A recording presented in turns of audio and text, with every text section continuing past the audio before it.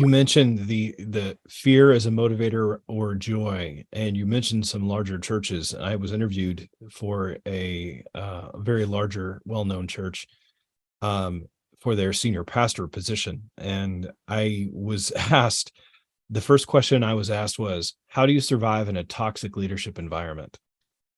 And I thought, wow, that's telling. Yeah. And my response was, make it not that way.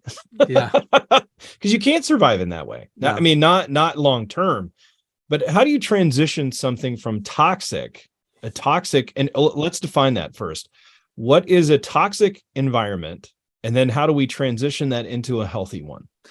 So in simple terms, a toxic environment is one run on fear, right? And a healthy environment is one that's run on joy.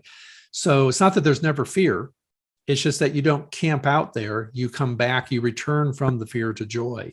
And so that you're constantly coming back to that, the bigger motivation of why we're doing things. Fear is often driven by shame.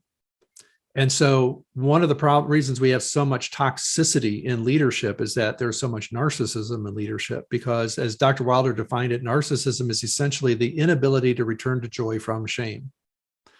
And so what happens is if I personally as a leader can't handle feeling shame, I don't want to be embarrassed.